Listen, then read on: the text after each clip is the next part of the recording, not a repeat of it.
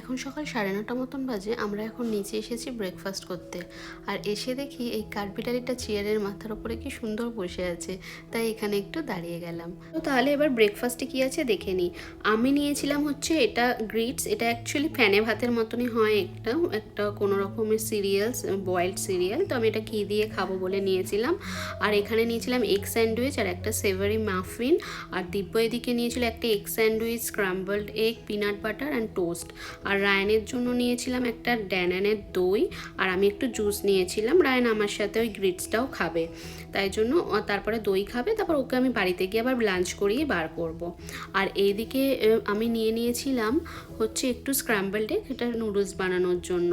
আর এই দেখো গ্রিটসটা মোটামুটি আমার খাওয়া হয়ে গেছে। তো এটা খেতে একদম আমাদের সিদ্ধ ভাতের মতন হয়, বেশ ভালোই লাগছিলো খেতে। তবে আমি যেই প্রসেসে খেয়েছি সেই প্রসেসে এখানে খায় না, এখানে চকলেট চিপস টিপস দিয়ে খায়। লাঞ্চ টাঞ্চ কমপ্লিট করে আমরা কিন্তু বেরিয়ে পড়েছি। এখন বাজে 12টা মতন। আর আজকে আমাদের ডেস্টিনেশন হচ্ছে বিচ। আজকে কোথাও ঘোরাফেরা নয়, আজকে শুধু সমুদ্রের জলে স্নান, আর বিকেলবেলায় হচ্ছে একটু শপিং, তারপর হচ্ছে সানসেট দেখতে যাওয়া। কথা বলতে বলতে আমরা কিন্তু যে বিচে স্নান করব বলে ঠিক করেছি সেখানে পৌঁছে গেছি। আমরা আজ এসেছি হ্যান্ডারসন স্টেট পার্ক বিচে। এই বিচটা একটা প্রাইভেট বিচ, আমাদেরকে টিকিট করাতে হবে। আর পার পারসন এখানে টিকিটের দাম $2। আর এখানে প্রতিটা বিচেই অলমোস্ট শাওয়ার থাকে। আর কিন্তু সেই শাওয়ারে তুমি শুধু মানে মানে ধুয়ে বালিগুলোই করতে পারো, শ্যাম্পু বা সাবান লাগানোর কোনো অনুমতি নেই। আর তো রেস্টরুম তো থাকেই এখানে, সেখানে সমস্ত পাবলিক জায়গাতেই রেস্টরুম থাকে। তো চলো, এই যে বিচ তো দেখা যাচ্ছে, আমরা বিল্ডিংয়ের সামনে গিয়ে দাঁড়াবো। মানে ওখানে নাম্বারিং করা আছে ABCDE বলে। তো একটা রেস্টরুম ওখানে কাজ চলছে বলে বন্ধ আছে। তো আমাদেরকে যিনি টিকিট দিলেন তিনি বললেন যে ব্লকে যেতে, ওই ব্লকে রেস্টরুমটা ওপেন আছে। তো রেস্টরুমটার কাছে থাকলে কি হয়, চট করে স্নান টান করে চেঞ্জটা করে নেওয়া যায়। তো এখন তো চলে এসেছি বিচের সামনে, পার্কিংও পেয়ে গেছে, একদম রেস্টরুমের সামনেই পার্কিং নিয়েছি আমরা।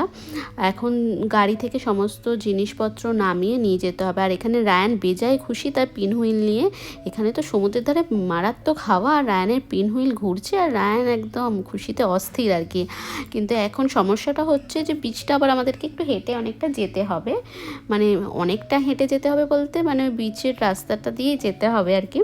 কিন্তু হচ্ছে আমাদের কাছে অনেক জিনিসপত্র আছে, তো সেটাই হয়ে গেছে এখন সমস্যা। কারণ বসার চেয়ার, বিচ টাওয়েল, রায়ানের আরও খেলনা, রায়ান তো এক বালতি খেলনা নিয়েছে হাতে, কিন্তু আরও রায়ানের খেলনা আছে। তারপর আমাদের মিনি ফ্রিজার, সব কিছুই এখন বয়ে বয়ে টেনে টেনে নিয়ে যেতে হবে বিচের ধারে। আর এখন দিব্য এখানে গাড়িতে এটা একটা শেডটা দিয়ে দিচ্ছে, এটা একটা সানসেট টাইপের। তো গাড়িটা যেহেতু অনেকক্ষণ থাকবে বাইরে, তো ভেতরটা ভীষণ গরম হয়ে যায়। তো এটা দিয়ে দিলে কিছুটা মানে সূর্যের আলোটা রিফ্লেক্ট হয়ে যাবে। তো সেই কারণেই এটা দেওয়া, যাতে গাড়িটা অতটা গরম না হয়। কারণ এসে স্নান টান করে এসে নাহলে বসতে পারবো না, আর এখন একদমই বাইরে দাঁড়ানো যাবে না। আমরা বিচের ধারে চলে এসেছি। আর এই যে এখন মিনিমাম 2-3 ঘন্টার জন্য এখানেই সংসার পেতে নিয়েছি, চেয়ার লাগিয়ে নিয়েছি, টাওয়াল পেতে রায়ানকে বসিয়ে দিয়েছে। রায়ান যথারীতি বালিঘাট মাখতে শুরু করে দিয়েছে।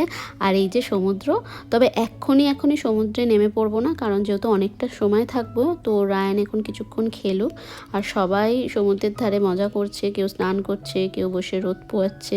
আর এই যে এখানে রায়ানও বিজি আছে তার টার্টেল নিয়ে, সি টার্টেল বানাতে স্যান্ড দিয়ে। কিন্তু আমরা যেখানে রায়ানকে বসিয়েছি না, ওটা হচ্ছে মানে ভিজা না বালিটা। তো নালে ও প্রথম থেকেই যদি ভিজে থাকে, তো 2 ঘন্টা ভিজে কাপড়ে থাকলে ও ঠান্ডা লেগে যাবে, তাই জন্য শুকনো জায়গায় বসিয়েছি। কিন্তু যখন উঠে যাব মনে করব, তার কিছু আধ ঘন্টা আগে রায়ানকে একটু জলে নামাবো। ওর আগেও সমুদ্রে স্নান করার এক্সপিরিয়েন্স আছে, তো কিন্তু এতক্ষণ ধরে ওকে করাবো না। এখন রায়ান আর রায়ানের বাবা বৃথা চেষ্টা করে যাচ্ছে এখানে স্যান্ড ক্যাসেল বানানোর, কিন্তু শুকনো বালিতে তো আর ওগুলো শেপটা হচ্ছে না, ভেঙে যাচ্ছে।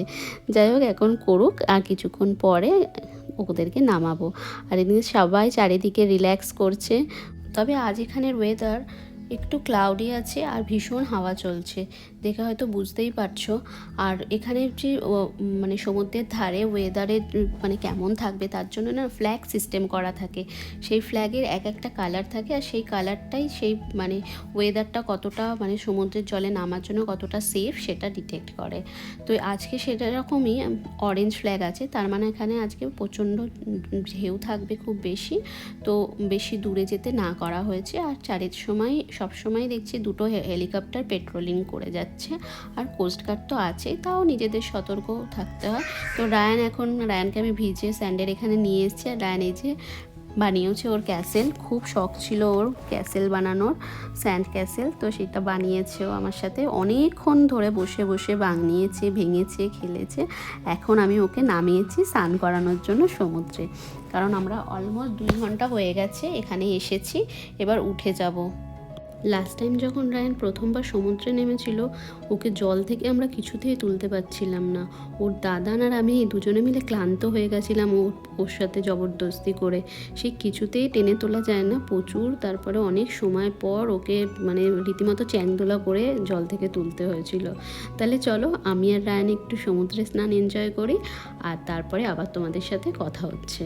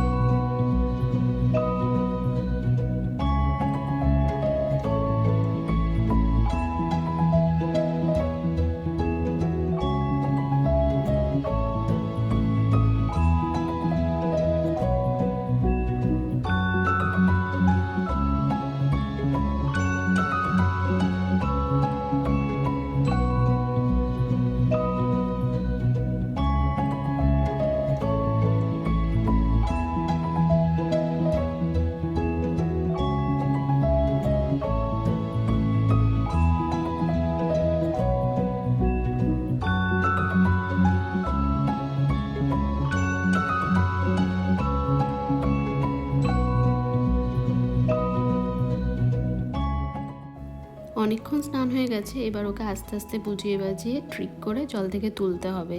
তারপরে স্নান টান করে একটু হোটেলে গিয়ে রেস্ট নেবো, তারপর বিকেলবেলায় সানসেট দেখতে যাব। আজকের জন্য এইটুকুনি প্ল্যান রেখেছি। তো চলো এবার আমরাও জল থেকে উঠি।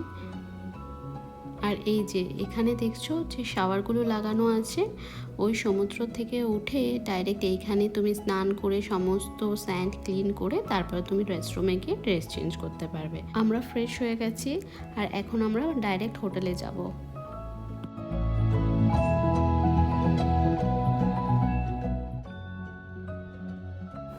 আবার অনেকক্ষণ পর তোমাদের সাথে কথা হচ্ছে। এখন বিকেল 5:30 মতন বাজে, আমরা সানসেট দেখতে বেরিয়েছি।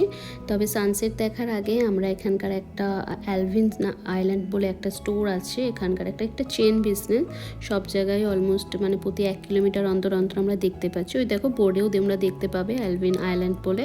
তো ওখানে যাব, ওটা একটা সুভিনিয়ার শপ কাম একটা গিফট শপ টাইপের দোকান। তো ওখান থেকে কিছু গিফট কিনবো আর সুভিনিয়ার কিনবো, তারপরে সানসেট দেখতে যাব। আর এই যে দোকানের ভেতরে চলে এসেছি। তো এখানে ড্রেসের সাথে সাথে বিভিন্ন ধরনের সুভিনিয়ার, তারপর হচ্ছে সমস্ত বিচের যে সমস্ত জিনিসপত্র লাগে, টাওয়াল, তারপরে ফ্লোটার্স, সব চেয়ার, এগুলো সব কিছুই পাওয়া যায়। তো আমাদের এই সমস্ত কিছুই লাগবে না, জামা কাপড় তো একদমই কিনবো না, তবে দেখছি ভালো ডিল আছে। আর আমরা যেটা কিনতে এসেছি এখানে হচ্ছে ফ্রিজ ম্যাগনেট কিনতে এসেছি।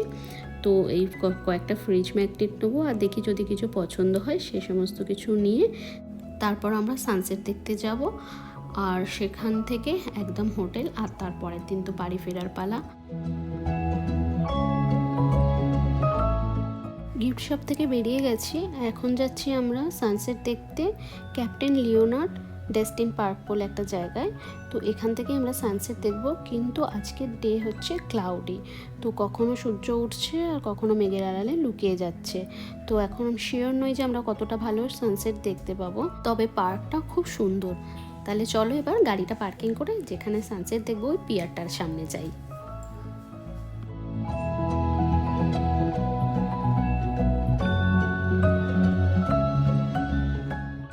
এই যে বিশাল বড় বড় গাছগুলো দেখছো, এগুলো অ্যাকচুয়ালি ওক ট্রিজ।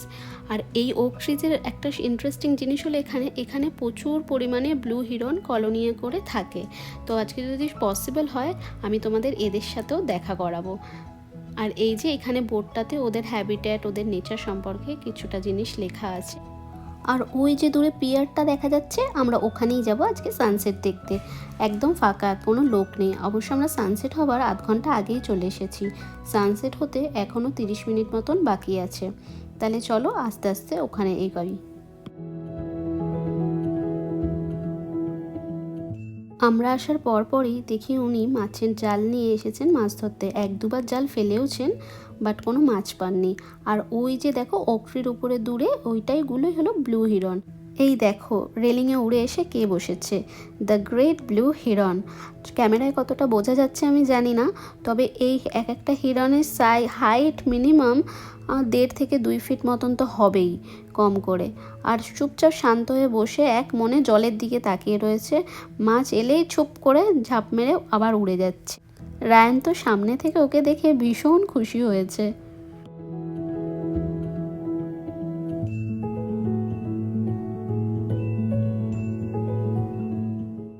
তাহলে এবার চলো আমরা সানসেটটা এনজয় করি।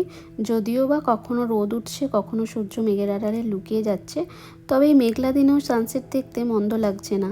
আর এই পিয়ারটা এত সুন্দর কি বলবো, একদম ফাঁকা নিস্তব্ধ, শুধু হালকা ঢেউয়ের আওয়াজ আসছে আর তার সাথে সুন্দর হাওয়া। সূর্যের আলোর রিফ্লেকশনটা জলের মধ্যে অপূর্ব সুন্দর লাগছিল। আর এই পালতোলা নৌকোটা যেন এই সানসেটের সৌন্দর্যটা আরও বেশি বাড়িয়ে দিয়েছিল।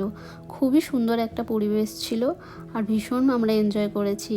তবে যদি মেঘলা না থাকতো হয়তো আরও ভালো কালার দেখতে পেতাম আমরা সানসেটের। তো যাই হোক, আজ এবারের মতন এইটুকুনি। আবার নয় নেক্সট টাইমে দেখা যাবে সানসেট।